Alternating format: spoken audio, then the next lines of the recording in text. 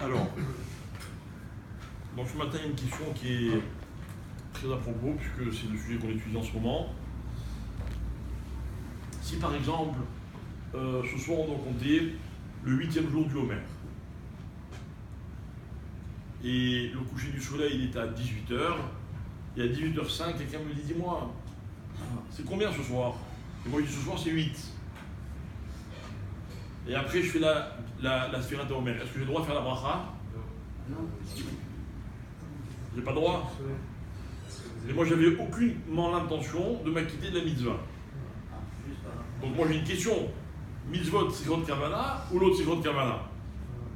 Si une mitzvah elle a besoin d'une kavana, moi j'avais pas besoin de me rendre quitte. Et si la mitzvah elle a pas besoin d'une kavana, ok. Dans ces cas-là je comprends, mais pourtant on connaît le principe qui dit que quoi? Que mitzvot c'est grande kavana. On doit avoir la kavana. Hein? Pourquoi c'est spécial? Et alors? Mais je n'ai pas prononcé avec la kavana des Tzotzé de la mitzvah. J'ai compris, mais pourquoi on doit dire ça? Alors, en fait, vous comprenez bien que notre souci, c'est pas le Homer, en tout cas pas encore. Notre souci, c'est Netilat Yadayim. Si je fais Netilat Yadayim et que j'ai pas la kavana de faire Netilat Yadayim, est-ce que je peux me dire, ah tiens, bah, tu sais quoi, ça va être une Netilat, je fais la bracha, je peux manger mon pain, ou bien alors, j'ai fait Netilat, mais en même temps, je parle avec des copains, machin, etc. J'avais pas la kavana. Est-ce que ma Netilat Yadayim, elle est valable ou elle n'est pas valable? Pour la Tara, il faut la Tara. Tout ce qui est Tara, pour la Tara. Vous avez compris la question? Alors, hein? Normalement non, puisque si on dit mitzvah de Sirot Kavana, si j'ai pas fait la mitzvah avec Kavana, la mitzvah n'est pas valable. Alors il y a, c'est une grande, un soubien, d'accord? Certains veulent dire qu'il y a une différence entre mitzvot de Horaïta et mitzvot des Rabbanan, que les Chachamim, ils ont dit qu'il fallait Kavana pour une mitzvah seulement quand elle est Minatora, mais si elle n'est pas Minatora, les des Rabbanan, ils n'ont pas exigé. D'autres disent pas du tout. Même des Rabbanan, il faut oui, Kavana, ta. C'est pour ça que j'ai ramené l'histoire du Sfirat HaOmer. Sfirat HaOmer, a priori on voit que oui, mitzvot de Sfirat Kavana. Alors pourquoi est-ce que. Bref, mais qui sourd. Même quand on mange sur une poêle, par exemple. C'est pas une mitzvah, ça c'est autre chose. Ça, c'est autre chose. C'est autre chose. Ça c'est, est-ce qu'une bracha à la vraie Kavana? C'est autre chose. Là on parle d'une mitzvah, le maasé à mitzvah. D'accord? Alors, les maasé, il y a un chilouk, il y a une différence qui est très intéressante. C'est que quand on fait un acte, que c'est barour, c'est clair, que cet acte, c'est un acte de mitzvah. D'accord? Les Haramim, ils ont dit dans ce cas-là, même si tu n'as pas la kavana, alors tu es quitte. Pourquoi? Parce que, ok, normalement il faut une kavana, mais quand je fais un acte, les shem mitzvah, même si c'est vrai qu'a priori je dois avoir la kavana, mais quand j'ai pas eu la kavana, je vais vous demander, j'ai fait quoi? Tu dis que j'ai pas fait la mitzvah parce qu'il n'y avait pas la kavana. Alors je t'en prie, j'ai fait quoi là? Quand j'ai pris un kéli, je me suis rincé les mains. Est-ce que ça s'appelle autre chose que Netilat Yadayim? Étant donné que l'acte il est révélateur, même si au moment de la mitzvah j'ai pas la kavana, alors je suis au-dessus sans la kavana. Voilà pourquoi même quelqu'un qui fait Netilat Yadayim sans kavana, il doit faire la bracha et c'est Netilat Yadayim. Elle est valable. Non, c'est autre chose. Ne confondons pas. D'accord? C'est une mitzvah aussi. Oui, mais j'ai donné un guéder dans un cas particulier. N'apprenez pas de ce cas pour un autre cas. Vous parlez d'une mitzvah où c'est cette mitzvah-là, va qu'il faut kavana. S'il n'y a pas de kavana, c'est comme le tkiat shofar. Bref, ne confondons pas. Chaque mitzvah, elle a un statut particulier parce qu'elle remplit un certain nombre de conditions. Et justement, si vous voulez qu'on fasse du Lioun, alors à ce moment-là, on va faire une halakha par semaine ou pas toutes les 2 semaines. Voilà, on va étudier chaque aspect de la mitzvah par rapport à d'autres, etc. Mais pour l'instant, on a dit une halakha sur les Yadayim, on la prend pas. J'ai pris d'Afka l'exemple de Sfirat HaOmer pour vous montrer la différence. Sfirat HaOmer, c'est quoi? Sfirat HaOmer, il faut une kavana. Pourquoi il faut une kavana? Parce que quand j'ai dit 40 ou 8, j'ai peut-être dit les 8h40. Vous voyez ce que je veux dire? Alors pourquoi je peux faire la bracha? C'est un autre problème. On verra si Dieu veut quand on sera à Sfirat HaOmer. Vous avez compris la différence qu'il y a entre un acte qui est révélateur et une phrase ou bien un acte qui n'est pas forcément un acte de mitzvah, où là on dit ah non mais si tu n'as pas eu de kavana, ta mitzvah n'est pas valable. Justement, on va bien suivi. Pour la Netilat Yadayim, on se lave les mains mais on sent la kavana. C'est validé ou c'est pas validé? Validé. C'est validé. Je confirmation. Voilà. Hein? Oui. Ce que j'ai dit au début, certains ont voulu faire un chilou, mais on a refusé ce chilou. Bien. Maintenant, on va passer à la qualité exigée pour l'eau qui va servir à Netilat Yadayim. D'accord? Alors, à Oda, il y a un clan.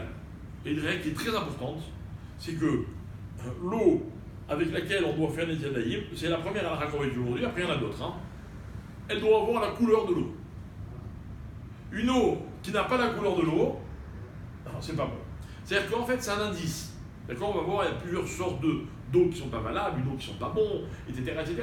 Une eau sale, bref. Mais là, pour l'instant, d'abord, un clan, l'eau, elle doit avoir la couleur de l'eau. Ça veut dire que si je fais Netilat Yadayim avec de l'eau dans laquelle on a mis du colorant, quelle que soit la raison, c'est pas valable pour Netilat Yadayim. Donc, se pose la question de l'eau calcaire, par exemple. Je remplis mon kéli, il est transparent, et l'eau, elle est blanche, parce qu'il y a du calcaire. Ou alors, des fois même, il arrive que par un tuyau qui n'a pas été utilisé pendant longtemps, quand vous ouvrez, l'eau, elle est un peu marron. Alors, écoutez comment la halakha est claire. La halakha dit comme ça, elle dit, si c'est une eau qui va toute seule retrouver sa couleur, même quand elle n'a pas encore retrouvé sa couleur, je peux faire Netilat Yadayim. Ouais, elle est belle, hein? Donc, résultat, mon eau, elle est calcaire. Au début, elle est trouble. Mais je sais que dans quelques instants, si elle se reposer, elle va, toutes ces impuretés, elles vont tomber. Et l'eau, elle va redevenir claire. D'accord? Donc, même maintenant, je peux faire Netilat Yadayim. Donc, à vous de voir.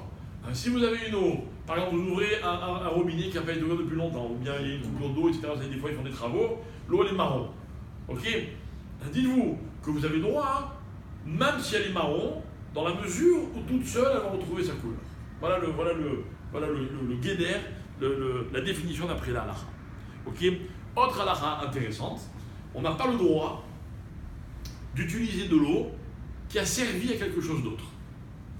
D'accord? Maïm shena'asu bo melacha. Une eau qu'on a utilisée pour autre chose. Je ne peux pas récupérer de l'eau pour la Netilat Yadayim. D'accord? Alors, il y a une question. Question, elle est mignonne. Dans toutes les maisons, il y a un compteur. D'accord? Et le compteur, en fait, ce qui intéresse à la société des eaux domestiques dans le fond de la ville, ok, c'est que vous la payez, l'eau, ils vous la vendent. Eux, ils font ça pour gagner de l'argent. On est bien d'accord.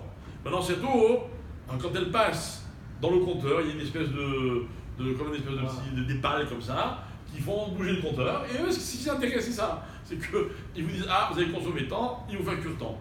Donc, mon eau que j'utilise pour les Yadayim, elle a déjà servi à faire avancer le compteur. Elle s'appelle Maïm shena'asu bo melacha. Autre question intéressante. Imaginez quelqu'un, il a, sur le toit, on a parlé de ça, il a un espèce de cumulus, un doude, ok? Et en général, ces cumulus, ils fonctionnent un peu comme les chasses d'eau. C'est-à-dire qu'il y a un espèce de ballon à l'intérieur, qui est fixé à un bras, et quand l'eau, elle monte, ok, tac, ça bloque le robinet, l'eau, elle s'arrête de remplir le doude. D'accord? Donc l'eau, elle a une fonction, parce qu'elle permet à ce système-là, comme on l'appelle, de fermer le robinet. Est-ce que ça s'appelle Maïm shena'asu bo melacha?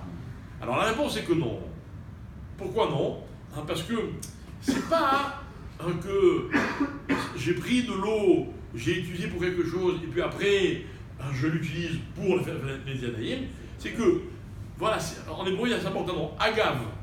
Agav, c'est-à-dire que en chemin, mais c'est pas sa fonction à l'eau. En chemin, elle fait quelque chose. Dans ces cas-là, je vais dire, bon, à chaque fois que j'ouvre mon robinet d'eau, eh ben, le robinet lui-même, il se nettoie. Maintenant, qui s'intéresse, qui se nettoie? Personne. Vous, quand vous faites des Yadayim, vous ne dites pas, ah super, je fais avancer le compteur. Vous ne dites pas ça. Quand j'ouvre mon robinet, je ne me dis pas, ah, génial, c'est en train de se remplir, ça va couper l'arrivée. Non. Ça, c'est que ce qui se fait agave. Cette halakha, on la voit dans plein de choses. Dans Shabbat, il y a des cas où, vous connaissez peut-être le principe de psy-gréché ou de davar chez l'omid kaven, je fais un acte, cet acte il entraîne autre chose, ok, c'est pas pour ça que ça devient interdit. Par exemple, j'ouvre un paquet de bamba, et en même temps, je déchire des lettres, d'après beaucoup de poskim, ce qui est intéressé, c'est pas de déchirer les lettres.